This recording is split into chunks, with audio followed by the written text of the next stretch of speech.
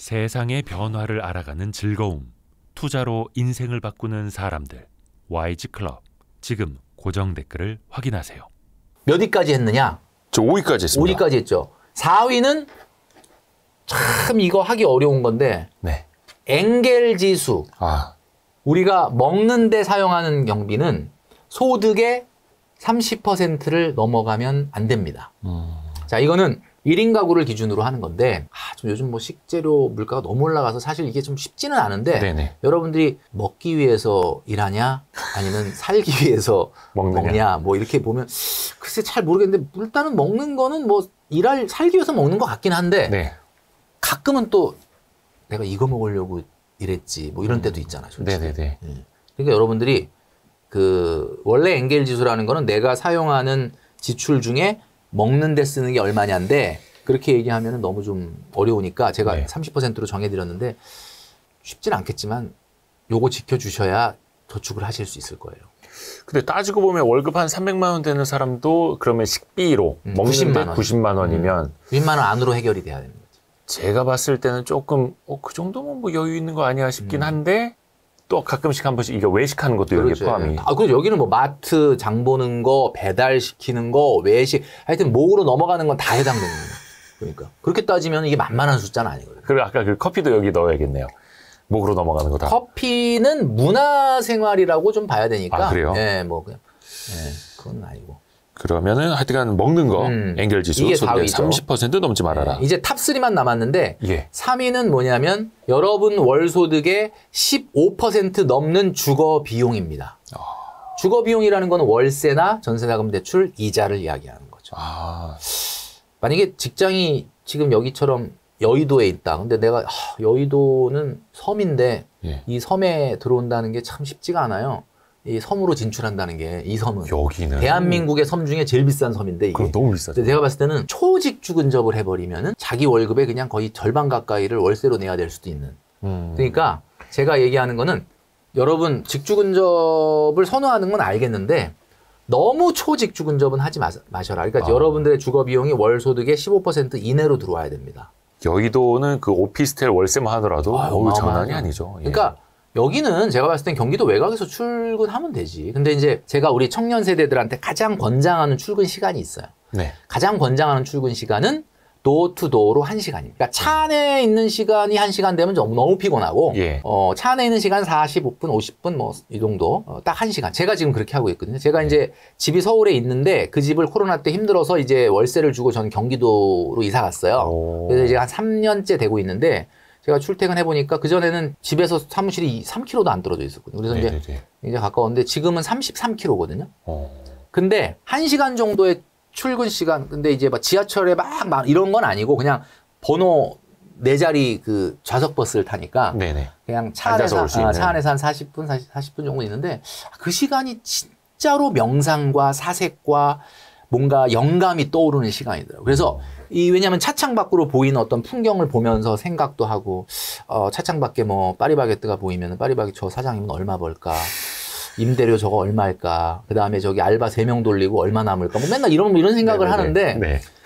그냥 똑같은 길을 가다 보면 그렇잖아요. 뭐 강남역 네네네. 지나가면, 저기 왜 햄버거 집이 또 생겼네. 네. 저거는 망하는데 얼마나 걸릴까? 뭐, 이 경쟁이 될까? 뭐 이런 생각을 많이 한단 말이에요. 근데 이런 여러 가지 생각들이 이제 크리에이터니까 유튜브를 하는 사람 입장에서는 새로운 컨텐츠가 되고, 이러니까, 저는 집에 가서 뭐 탁 책상에 앉아서 야 다음 주에 유튜브 뭐 할지 생각하자 이게 안 되거든요. 네. 이게 차 안에서 이렇게 눈 감고 생각도 하고 창밖도 보면서 생각하면서 굉장히 많은 영감을 얻기 때문에 이게 우리 직장인들이 물론 당연히 1시간이라는 게 피곤하다고 생각할지 모르지만 저는 초직주 근접을 하려면 이유가 있어야 된다.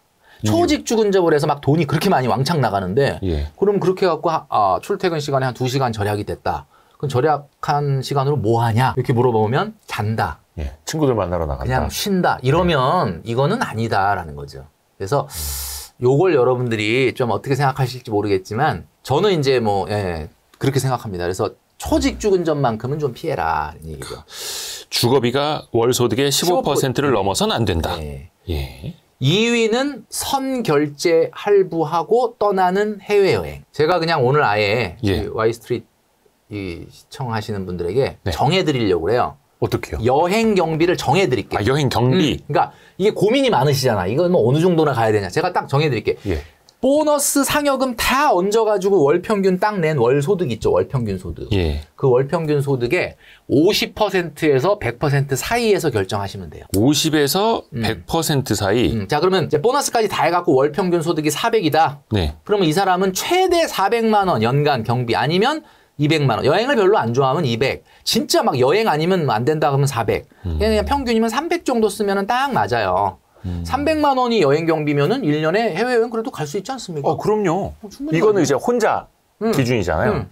하지, 혼자 해외여행 400만 원이면 그래도 좋은 데 가지 않나요? 300만 원, 300만 원이니까 네. 300만 원 안에서 쓰라는 거야. 이 1년 안에. 네. 그러면은 이거 가지고 제주도 한 3번 갔다 오든지 아니면 해외 가까운 해외 한 2번 갔다 오든지 할 수 있잖아요. 그렇죠, 그렇죠. 그럼 이렇게 정해서 쓰면은 누가 뭐라고 합니까? 근데 자꾸 선결제하고 떠나고 선결제하고 떠나면 뭐 다낭, 베트남 다낭 뭐 3박 5일에 49만 원 그래도 가보면 그게 49만 원은 아니거든. 가서 보면 이것도 해야지. 그럼 결국 한 120, 30 써요. 네. 내가 이럴 줄 몰랐네. 그리고 그걸 이제 속구도 또 속고 또 속고 이러니까 자꾸 예산을 오버하게 되는 거야. 여러분 딱 정한 대로만 하십시오. 정한 대로만. 그래서 야. 그렇게 하면 아무 일도 안 일어나요. 그렇게. 요거는 근데 선결제 해놓고 뭐 신용카드로 긁어서 가는 그렇죠. 게 아니라 이거는 그러면 모아서 그 돈으로 결제하고 그렇죠. 가라 이런 메시지이신 거죠? 오, 생각보다 그러니까 저는 잘 해외여행 많이 안 다녀가지고 저희는 몇 년에 한 번 이렇게 가거든요. 맞아요. 몇 년에 한 번 모아서.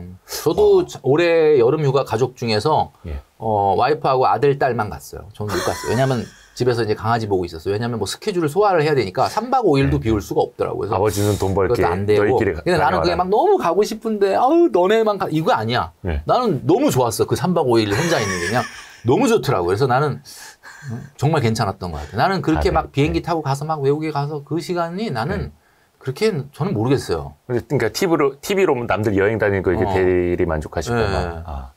아니, 그러니까 대리 만족이 아니라 그거 자체가 왜 좋은지를 모르겠어요. 저희가 이제 옛날에 뭐 지금은 골프 안 치는데 이제 옛날에 한 4, 5년 전에 하도 친구들이 가자 그래서 가면 골프를 이제 오랜만에 따니 어우, 골프 치는데 난 골프 치면서 무슨 생각이 들었냐면 야, 내가 여기서 이렇게 골프 치고 있으면 안 되는데 이런 생각이 들더라고요. 내가 골프 라운딩 하는 동안 마음이 계속 불편하더라고.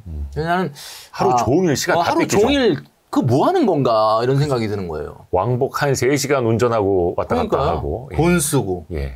뭐 즐거움이 조금은 있긴 한데 네. 그 즐거움에 그 시간과 그 돈을 태우기는 저는 아니지 않느냐 이런 생각이 김경필 대표님하고 제가 생각이 되게 닮은 점이 엄청 많네요. 네. 라떼 그러네. 두 잔. 라떼 2잔. 그 더블샷으로 가는 거지.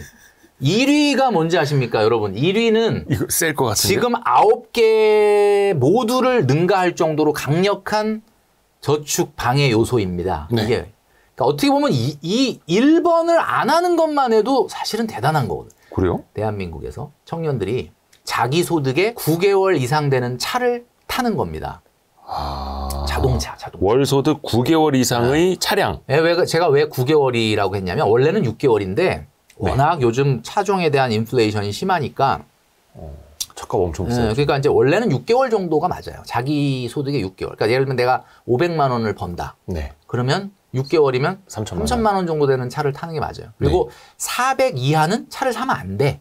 월급 400 이하는 400 이하가 무슨 차를 타? 400 이하가 차를 뽑는다. 그럼 이런 말씀을 드리면 또 우리 시청하시는 많은 분들 중에 또 굉장히 또 성토를 하시는 분이 있으면 지방은 말이죠. 이게 지금 뭐 버스가 막 50분에 한 대 오고 뭐 수도권처럼 그렇게 대중교통이 발달돼 있지 않는데 어떻게 이거를 차를 안 뽑고 사느냐. 막 이런 얘기를 하는 거야. 네. 저는 그 말 인정합니다. 네, 맞아요. 네. 맞아요. 그러니까 그런 경우는 지방 같은 경우는 한 300만 원도 어쩔 수 없이 차를 뽑아야 돼. 그 인정은 하는데 왜 GV70을 뽑냐? 그럼 뭐 캐스퍼나 모닝을 뽑으면 되잖아. 아니 대중교통이 없어서 사는 거라며. 네. 근데 왜 GV70을 뽑아요? 월급 400이. 그러니까 사륜구동이 필요해서 막 이런 거 아니에요? 이거는 제가 봤을 때는 아니야. 그 대중교통용으로 뽑은 게 아니라고.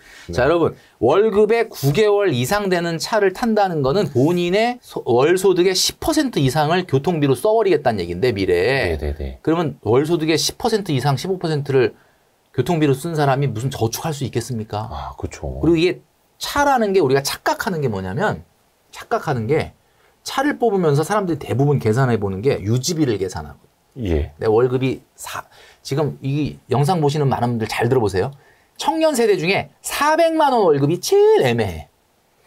제일 애매한 이유가 뭐냐? 200~300이면 아예 차 안 살라고 마음을 먹는데 네네네. 400이 딱 되는 순간 좀 있어 보이죠. 조금 400이면 그래도 뽑아도 되는 거 아닌가 이런 생각을 하는 거야. 그리고 막 유지비를 계산을 해요. 계산해 보니까 한 달에 한 60만 원 정도 나갈 것 같아.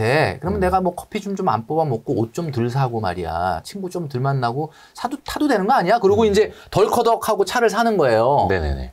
근데 여러분 60만 원 유지비라는 거는 여러분이 뭐 거기서 기름값, 세금, 주차, 세차, 수리, 대리, 발렛 이런 거 다 넣어서 계산했겠지만 그거 말고 또 있어요, 비용이. 감가 어떡할 거야? 감가는 여러분 돈 안 쓰는 것 같지만 5년 정도 타고 나면 그 차에 60에서 70%가 사라지기 때문에 그거 계산을 해야 되거든요.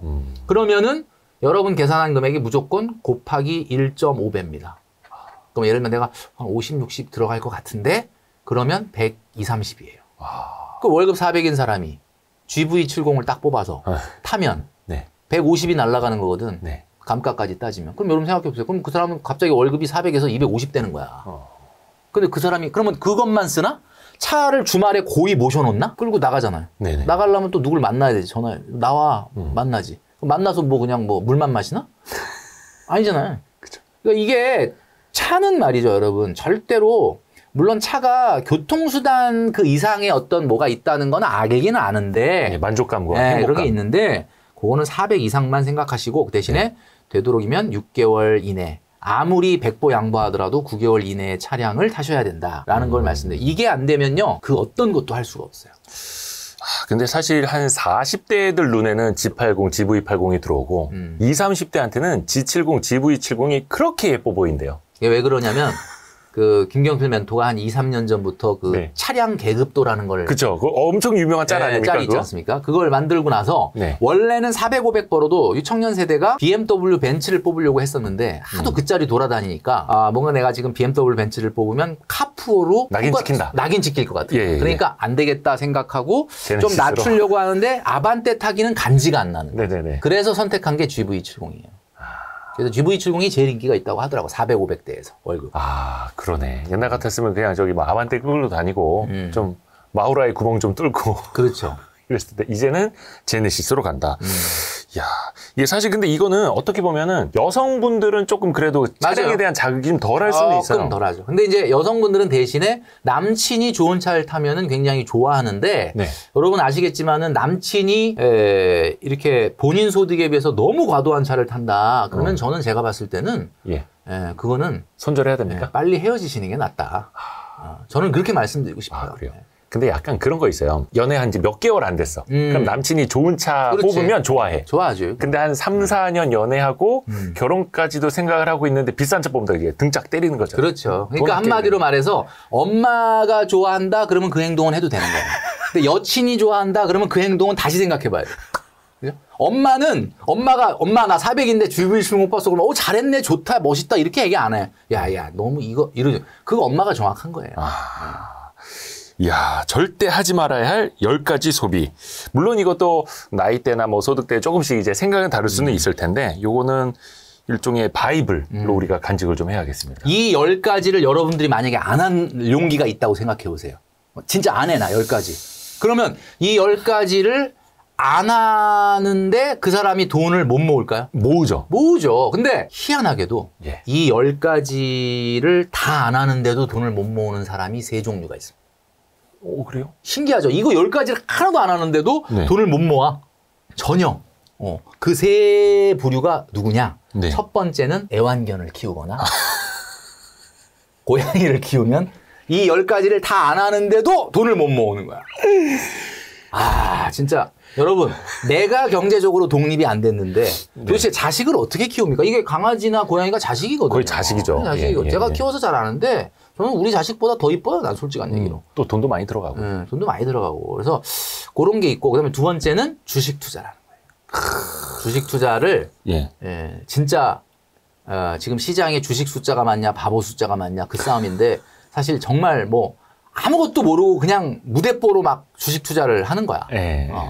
그런 경우도 이러 10가지 안 하는데 돈이 안 모이고요.